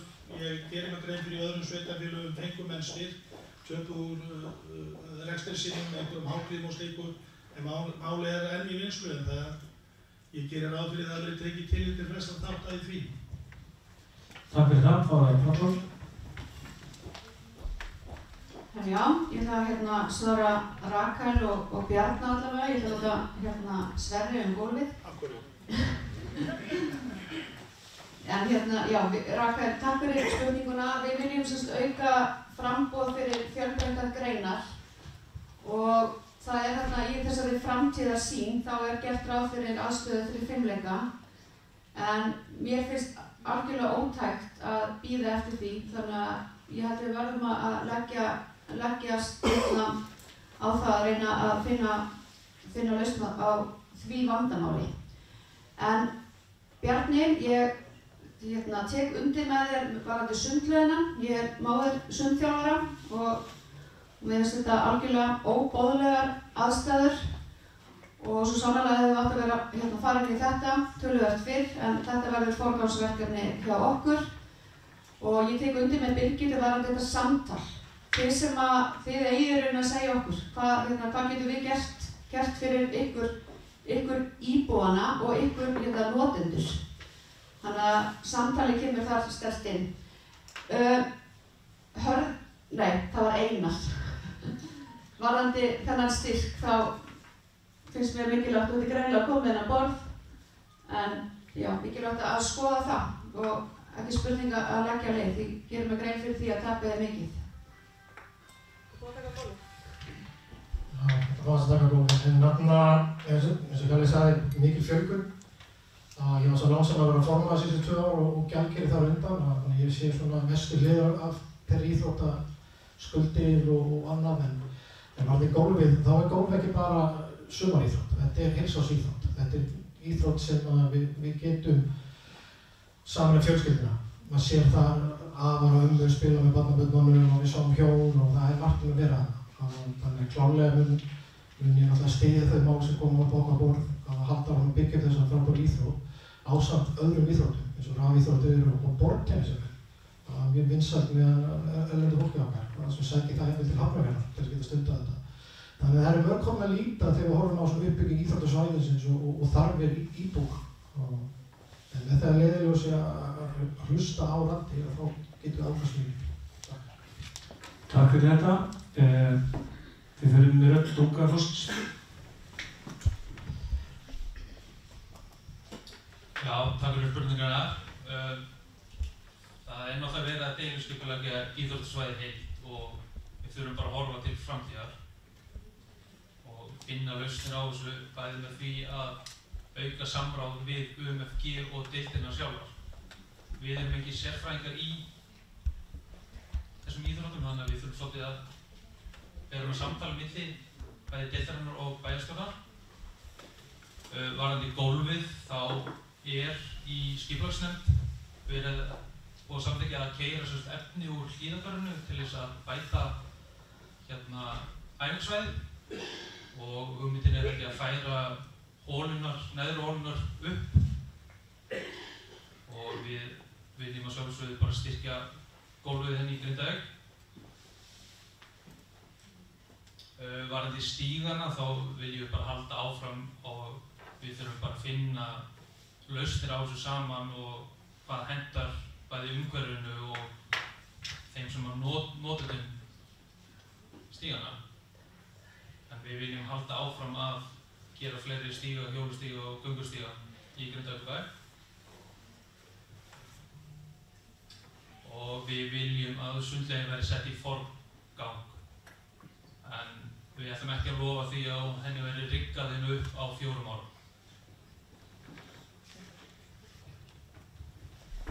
Já, þegar ég hlusta á þessu spurningar, það byrjar margar einhvern veginn renna allar að sama marki. Það að, eins og þau eru búin að segja, þetta samtal hvernig við viljum sjá íþróttasvæðið byggjast upp. Og ég hef séð að minnsta kosti 2 teikningar og plön við allt svæðið hérna.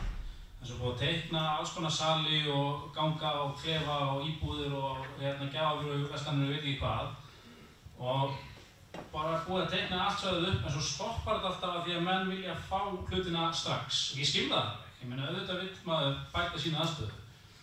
Men ég held að við þurfum einhvern veginn að koma öll að borðinu og segja, ok, ef við ætlum að gera sundlaugina næstu 2 árum, þá þýðir það að það þarf eitthvað annan taka aðeins lengri tíma. Eða fullt af peningum, það er líka hin leiðin. En við eigum náttúrulega nýjan sal sem var titlaður æfingasalur, en svo geta meistaraflokkarnir ekki æft í honum að þeir körfuboltar eru ekki í lagi. Þannig að við þurfum bara að bæta fullt af hlutum svo við fáum almennilega aðstöðu hérna. Til að svara með sundlaugina þá er það alveg ljóst að hún bara svona á mörkum þess að vera gegnumstreymislaug, þannig að það þarf að spýta í lófana þar. Varðandi hjólinn, þá myndi ég bara vilja leyfa Bjarna að ráða. Ég veit ekkert hvað er góður hjólastjóri og hvað er vondur hjólastjóri, skilur. Hjólið mitt Bjarni getur ekki að keypt 10 hjól fyrir eins og ég á fyrir þessum eina hjólið hans, Þannig að þetta er það samtal og kannski þurfum við líka að bæta bara boðleiðina, hvað við erum lengi að koma tillögum í gegn. Þannig að við talaðum áður hvað það tekur stundum langan tíma að klára hlutina. Þannig að kannski þurfum við bara aðeins að fækka nefndafundum og fjölga nefndafundum. Síðasta var tekjutapið, þetta er náttúrulega bara erfið spurning en það síðast sem ég myndi vilja að væru að deildirnar okkar fara á hausinn, þannig að þetta er bara samtalsæðar eiga og mér heilst þetta velkomið í gang. En það er kannski ekki beinlínis hlutverk bæjarins að dæla peningum þarna inn, en þetta er bara sanngirnismál hvað við gerum og tryggjum það að deildirnar geti tryggt sem rekstur áfram. Það er ekki listin tæmdur. Jú, takk fyrir það. Gólfið maður. Gólfið, já. Já, rétt. það var hérna nokkrum árum, þá tókst ekki út af Bláa lónið, setja fullt af peningum í Bláa lónið. Nei, í golfvöllin segi ég. Þannig að og ég hef líka hugsað það sko hvort við bærum gæti ekki beitt sér fyrir því að sko að deildirnar og allar þessi allar deildir sem eru með hérna á öllum mögulegum sviðum gæti ekki sko sótt sér frekari styrk á þess að bærum þurfi alltaf að borga það. En það kannski erfið spurning til þess að fara í. En bara golfvöllurinn eins og hérna deildirnar, við þurfum bara að bæta aðstöðuna og tala staflóta. Það var fimmleika líka komið. Það bara, ég sagði þetta, við eigum sal sem við getum ekki notað almennilega, þannig að það var ekki pláss fyrir fimmleikana. Miðflokkurinn? Herði já, ég ætla að fá að byrja á sundinu. Þetta var stefnuskrá Miðflokksins 2018. Við töluðum fyrir daufum eyrum varðandi það í bæjarstjórn þessa kjörtímabils. Þannig að það þurfi ekki nokkuð spurning að það hlýtur að vera bara fremst á lista hjá öllum. Varðandi stígana, þá klárt mál að það þarf að tengja stígana miklu betur og við settum það hjá okkur að vinna betur í þessum stígamálum og þá það alveg á kláru að það notendum sem koma að þeirri vinnu. Það auglýstist hér með að ég hjóla ekki mikið. Fimmleikarnir, ótrúlega margir notendur í fimmleikunum og hafa verið í gegnum tíðinni. Ég veit reyndar ekki hvernig þetta núna alveg á allra síðustu árum svona 2 síðustu árum. Aðstæðan auðvitað ekki góð, þannig að klárlega þurfum við að finna þessu góðan farveg og það náttúrulega hluti af þessu heildar deiliskipulagi. En fram að þeim tíma þá þurfum við að finna fimmleikunum góðan stað. Gólfið hefur verið að sækja sér veðrið að sjálfsögðu og mikill vandi sem hefur verið með vélageymslu eða þeim hefur vantað vélageymslu og tæki. Þannig að þetta bara samtal sem þarf að eiga sér stað. Tekjutap körfuboltans og jafnvel fótboltans. Þetta hefur komið inn á borð til okkar og var verið óskalt fyrir gögnum, þannig að ég vona nú að við tökum bara vel í þessi erindi. Var ég búinn að tæma þetta? Já, því þetta. Takk fyrir þetta. Nú líður tíminn og klukkan 25 mínútur í 7. Leikurinn hefst kortir yfir og ég vil vera búinn alls ekki seinna í 7. Virðingu fyrir stelpunum okkar. Þannig að ég ætla að taka eina umferðinni viðbót og svör, svolítið rösk svör og röska spurningar og síðan fær hver flokkur síðan að láta ljósið skína í 1-2 mínútur í lokin. Hulda var búinn að, það var ekki Hulda, já. Gerðu svör. Góða kvöldi. Ég er svona að tala það sem við kynum gömlu fólki. Mér blöskrar svo hvernig þessu blessu elliheimili rekið. Skulum vera með spurningar. Ég ætla að byrja hvernig HSS ræður ráði svo mikla hluti elliheimili.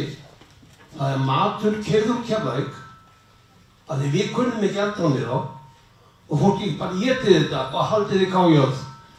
Og ég spyr, allir þið hafa þetta áfram. Þetta samskipti við HSS. Hættið þið því. Það var ekki annað. Takk fyrir þetta. Þá var það Hulda. Já, beint úr gamla fólkinu í yngsta fólki. En eins og þeir sem sitja þarna flestir vita hafa búið að vera að bæta starfsaðstæður í leikskólum. Það er hugmyndavinna sem fór stað með leikskólunum og fræðslunefnd að frumkvæði fræðslunefndar. Og mig langar til að spyrja frambjóðendur hvað vilja þeir ganga langt í að fara í átak. Það eru nokkrir þættir eftir sem eftir að koma í framkvæmd og þeir kosta bara flestir ekki neitt. En hvað þeir gera að fara í átak til að fjölga menntuðum leikskólakennurum og til að uppfylla lögin sem segja að í leikskólunum eigi að vera 66% menntaðra kennara og bætast starfsaðstæður börnunum til heilla. Vegna þess að það eru börnin númer 1, 2 og 3 sem við þurfum að hugsa hér. Við þurfum gott fólk til að ala upp yngstu kynslóðina því að fyrstu 1000 dagar í lífi barna skiptir mestu máli fyrir framtíðina.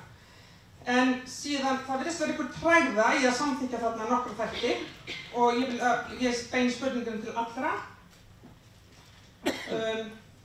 Síðan langar mér líka að spyrja alla hvort það eigi ekki að setja meira fjármagn í viðhald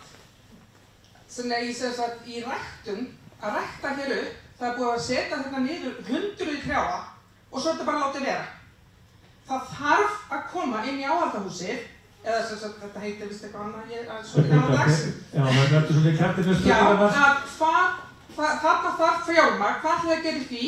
Það er ekki nóg að setja niður trén, við horfum bara til Reykjanesbæjar, þar er búið að gera það sama en þar lifa trén og viðhald líka stofnana, vegna þess að þar er líka búið að draga mjög úr. Takk fyrir það. Þetta eru fína spurningar, stóra spurningar. Það er frá Keira með matinn og þetta samstarf og frá Huldu með leikskólamálin og með trjáræktina. Og við ætlum að byrja hérna núna og ykkur. Hansson. Já, Geiri, takk fyrir spurninguna. Ég get nú ekki annað en sagt að það var nú Barnabæ Pitt sem vakti máls á þessu máltíðinni við í Hlíð.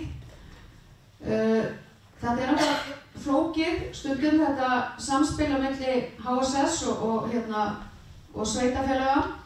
En við ætlum að reyna og við erum með kraftmikinn og flottan heilbrigðisráðherra sem að við getum kannski rætt. En ég held líka að það verði svona varðandi nýja heilsugæsluna, þá verði þetta kannski svona betra flæði og samspil þarna á milli. En Hulda, ég var nú að reyna, ég veit ekki hvað í munni þessar spurningar, en til að uppfylla lögin þannig að það er mikilvægt að við aukum fagmenntaða starfsmanna fagmenntaða á leikskólum og við viljum byggja nýjan leikskóla og það var mikilvægt að við aukum fagmenntaða og líklega verður þá kannski fara ykkur frá Króki og Laut yfir. En mér finnst þetta þurfa að vera líka kannski samspil milli ráðuneytis og við getum líka sannarlega lagt lóð á vogarskálarnar með styrkjum og ég er búin að sjá þetta fína lifandi skjal sem að þið hafi komið með nokkur sinnum fyrir fræðslunefnd og bæjarráð og mér finnst þetta punktar sem að kosta ekki krónu. Ég finnst eðlilegt og ég geti, og við ræddum þetta nú í morgunni á Sverrir, að það er ekki erfitt að samþykkja það strax. Þannig að ég er örugglega að gleyma einhverju. Trén, já. Ég hef átt líka skemmtilegt samtal við samstarfskonu mína í skólanum sem er í Skógræktarfélaginu og mér finnst spennandi að eiga betra samband þar og láta þau svo. Ég er ekki sérfræðingur í þessu þó ég í Verunargarð en já, bara samvinna við Skógræktina. Takk, Ásrún. Sjálfstæðisflokkur. Reynum að fara svona svolítið snöggt yfir. Ég skal reyna að vera mjög fljótur. Takk fyrir spurninguna, Geiri. Það er nú einu sinni þannig að HSS er ríkið, hitt er sveitafélagið. Matur sem er eldað á sjúkrahúsum, hann þarf að elda allt öðru heldur en fyrir fjölfrískt fólk. Auðvitað getum við eitthvað skoða það að vera eldað fyrir alla en eins og staðan í dag þá er þetta flókið bara. Nei, þú ætlar að taka laust. Já. Hulda, takk fyrir spurninguna. Ég hef líka séð þessar tillögur og sé fyrir mér að þetta sé bara verkefni í vinnslu alltaf stöðugt. Af því að eflaust breytist starfi hjá ykkur og þið sjáðu nýjar möguleikar og einhver er að finna upp einhverjar nýjar aðstæður og nýjar forsendur sem að geta aðlaga starfið betur. Þannig að ég sé fyrir mér að þetta sé bara einhver liður sem er bara skoðaður árlega og tekinn þá í sátt við alla, bæði þá börnin og fjölskyldur sem og starfsmenn. Og varðandi Nei. Trjáræktina? Nei. Viðhaldsstofnun. Auka við fagmennta. Auka við fagmennta. Ég tapaði aðeins þarna hugsuninni. Einn liðurinn af því sem við samþykktum seinast var sem sagt það að styðja við þá sem að færu í nám. Afslátt af vinnuskyldu var það ekki, eða það var allavega liður í því sem að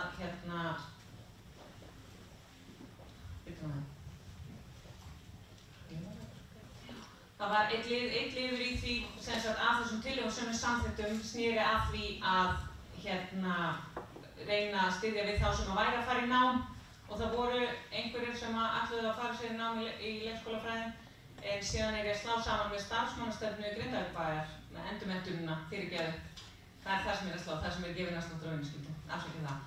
En að sjálfsögðu, auðvitað er það mikið áhyggjuefni ef við náum ekki að uppfylla lög og auðvitað viljum við að það hlýtur að auka líka bara ánægju starfsmanna að geta menntað sig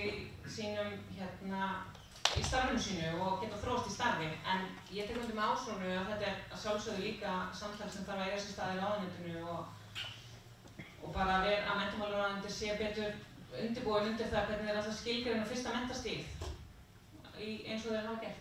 Birgitta var inn eftir þetta með skógræktina? Með skógræktina. Nei, ekki skógræktina, þetta er innanbæjar. Innanbæjar, já. Trjáræktina, það var varandi áhaldahúsið. Er það ekki? Jú. Ég verð nú bara að viðurkenna að ég er ekki alveg inn í þessari trjárækt. Ég er með mannskju sem sér bara minn garð og kemur á slæð en auðvitað er víða ábótavant. Það hefur mikið breyst og búið gróðursetja mikið og það hefur ekki verið hugsað þetta sem skyldi. Ég get alveg tekið undir það. Það er ekki snyrtilegt alls staðar þar sem það fer í göngu í bæinn og það er bara eitthvað samtal sem þarf að eiga sér stað. Á ég loksins það? Viðflokkur, já. Heyrðu, já, við erum að reyna að hespa þess að HSS, þetta samtal átti sér stað varðandi það að við getum elda fyrir þá sem búa inn á HSS. Ég væri til að taka það samtal upp aftur því að þessi matur er ekki góður. Leikskólamálin eru á stefnuskrá okkar að taka þetta plagg aftur fram og skoða þetta betur því að það er klárlega, þetta er aðkallandi að það vanti hér leikskólakennara. Það sé innan við 50% fagmenntaðar leikskólakennara. Trjágróðurinn, það er nú líka eitt af því sem allir töluðum sem við spjöldum við í hringferð okkar hér plásið. Það vildu allir meira af trjám, þannig að það er eitthvað sem við munum fara í og viðhaldsstofnana. Þetta er náttúrulega bara, það þarf að fara í þetta allt saman. Takk, snakkarlega gert. Næstu, Samfylking og það er. Já, til að svara Geira snöggt á það svo aðeins hafa talað þá er náttúrulega HSS er ríkið og það er erfitt að eiga við það oft en það er komið eitthvað samtal í gang alls konar og vonandi bara er þetta að halda því áfram á góðum nótum. Ég skal bara heyra í Willum eftir kosningar, ég vil númerið hans þó ég sé ekki hrósnarfloknum. Varðið leikskólan, þá alltaf satt ég í fræðslunefnd og ég skil ekki þessar tillögur ekki bara alla fara í beint í gegn. Það kostar svo lítið og ég myndi bara vilja sjá bara þetta samtal er búið, það er búið að ákveða þetta, bara klára þetta. Það er ekki eiginlega samtal, það er bara að gera þetta.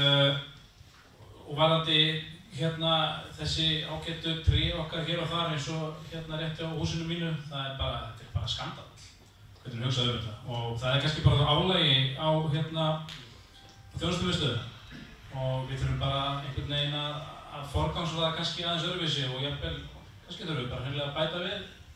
Þannig að við þurfum kannski mögulega að bæta við starfsmanni sem er umsjónarvörður æslabelgja eftir ef við komumst til valda. Þannig að þá að losna meira tími og begga til þess að græða það. Orðin? Já, eins og fram hefur komið þá er þetta náttúrulega bara ríkið og það þarf að eiga sér samtal á milli. Ég efast að það sé svo auðvelt að bara kippa samningnum algjörlega úr gildi og við þekkjum hann ekki nákvæmlega en við styðjum það að sjálfsögðu. Huldarsambandi við að fjármagna viðhald og trén þá persónulega myndi ég vilja bara sjá svona pott sem að svo starfsmenn áhaldahússins ráða yfir og geta þá greint hvað þörfin og hvaða viðhald í staðinn fyrir að vera plástra smá hér, smá þarna, eitt leiktæki hér, að þá geti starfsmenn Grindavíkurbæjar bara ákveðið hvar ætti að fara í framkvæmdir og svo næstar þá farið í eitthvað annars væri. Ég myndi persónulega vilja sjá það, en við viljum að sjálfsögðu auka fjármagn í það vantar skjól í Grindavík. Já, það er náttúrulega flottur aðgerðarlistinn sem var gerður með starfsfólki leikskólana og við ræddum það náttúrulega bæði við þig og Fríðinir og Laug. Og í rauninni er þetta bara eitthvað sem það væri flott að sjá bara nákvæmlega hvernig dýmynd atriðin sem eftir, hvað þið viljið sjá fyrst og svo bara að reyna að redda því.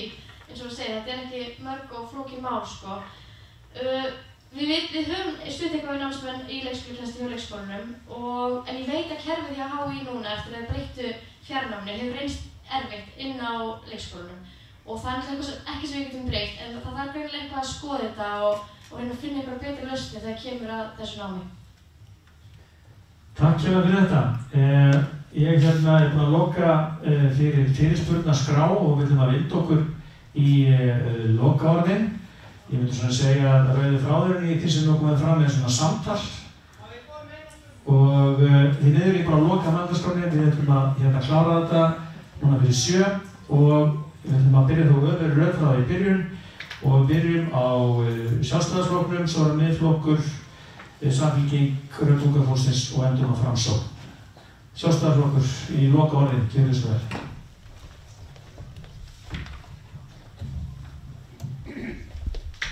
Fundarstjóri, góðu Grindvíkingar.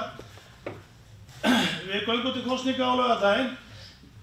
Þannig að við erum að hugsa tilbaka hvað hefur verið gert, hvað hefur gengið mjög vel á síðustu 8 árum. Hvort sem kemur að stígum, uppbyggingu mannvirkja fyrir eldri borgar, hvað sem er. Við höfum alltaf verið sveigjanlegir og hefum farið á leið og mætt þeim verkefnum sem hafa komið upp. Klárlega förum við í sundlaugina, fólki kallar á það. Við eltum svona andan í samfélaginu. Við höfum sýnt það og ég ætla að okkur er treystandi, við viljum fara vel með peningan okkar. Við erum ekki hræddir við að taka lán, en við tökum ekki lán en við þurfum á því að halda.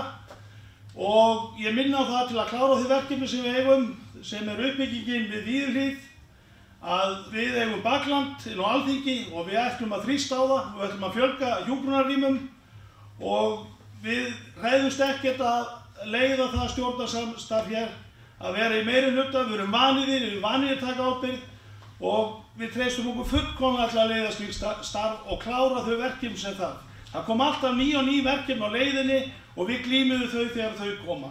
En til þess að þetta með að halda áfram á þessu og áfram verði lágmarksútlögur á bæjarbúa, þá treysti ég ykkur til að merkja við XD á laugardaginn.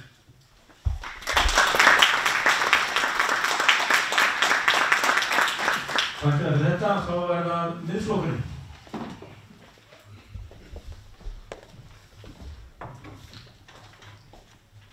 Já, í okkar huga er þetta bara spurningun það hvert við viljum stefna. Viljum við vera samkeppnishæf sveitarfélögunum í kringum okkur eða eigum við að halda áfram að dragast aftur úr? Við erum lausnamiðuð, skynsöm og munum hafa heildarhagsmuni fólksins okkar að leiðarljósi við alla ákvarðanatöku. Við munum leitast við að þjónusta fólki okkar.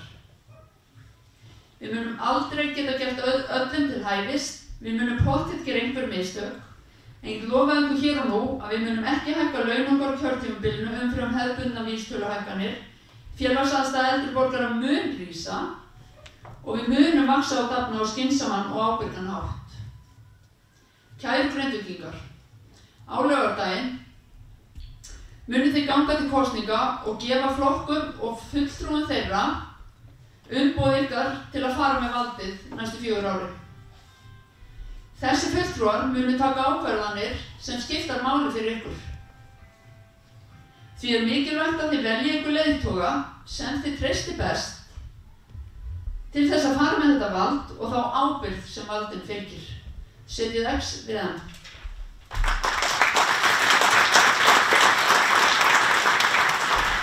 Takk fyrir þetta, þá er komið að Samfylkingunni áhugaðan.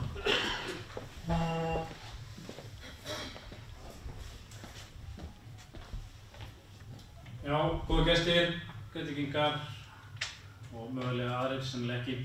Það var áhugaverður fundur og það svona samhljómur með mörgu sem við höfum sagt hér í dag og þið þurfum bara að gera upp við ykkur núna á laugardaginn þessum dögum hvaða fólk þið viljið sjá leiða bæinn okkar næstu 4 árin og því að sko, ég treysti mínu fólki afskaplega vel og ég vona að þið gera það líka. Það margt sem það að gera. Ég hjó eftir því að oddviti Sjálfstæðismanna talaði að byggja bæinn hættu og sem að mér fannst ekki alveg verið í takt við það sem að gerast því að það hröð uppbygging og við þurfum að bregðast við og við viljum ekki dragast aftur úr. Það hafa líka sumir talað að taka lán og sumir vilja kannski taka allan bankann að láni sem er víst ekki nógu lán. En við þurfum að gera grein fyrir því að þetta mun allt saman kosta. Þannig að við þurfum að taka pólitískar ákvarðanir hvað við viljum gera og í hvaða röð. Og ég held að þið þurfum bara að ákveða hvort að þið hverju þið viljið að taka þessar ákvarðanir. Það þarf að forgangsraða og það þarf að taka einhverja óvinsælar ákvarðanir og við viljum fá ykkur að borðinu í því og gera þetta saman. Þannig að ef þið eru tilbúin að gera breytingar og hleypa nýju fólki að þá setjið þið XVS á laugardaginn. Takk fyrir.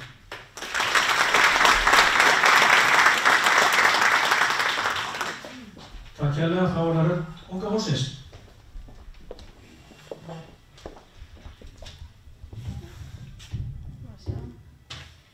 Fundarstjóri, frambjóðendur, íbúar Grindavíkur og aðrir fundargestir. Við erum spennt að takast á nýtt kjörtímabil og rödd unga fólksins tilbúið að leggja sitt af mörkum. Við vonum að íbúar séu reiðubúnir til að ganga inn í kjörklefann með opnum hug. Við lítum á það sem lýðræðislegt þroskamerki þegar fólk reiðubúið að kjósa aðra flokka en það kaus í síðustu kosningum. Okkur finnst að benda til þess að fólk sé að kjósa eftir að hafa tekið raunverulega afstöðu til flokkana og fólksins sem í þeim starfa að hverju sinni. Rödd unga fólksins telur mikilvægt að fá breiða skírskotun í ákvörðunartöku og við teljum að það veiti aðhald og aðhald nauðsynlegt til að halda fólki á tánum. Ef þú, kæri kjósandi, ákveður að kjósa rödd unga fólksins, þá ert þú að kjósa teymi. Sterka og fjölbreytta liðsheild. Ekkert sæti á okkar lista merkilegra en eitthvað annað. Hver hlekkur í keðjunni skiptir máli. Okkar bakland eru bæjarbúar Grindavíkur og við viljum starfa í þeirra þágu og þeim til heilla. Við erum ekki að hugsa næstu 4 árum tíman. Við horfum inn í framtíðina, við erum framtíðin og við ætlum að fjárfesta í henni. Mætum á kjörstað á laugardaginn og setjum auðvitað X við U. Takk fyrir.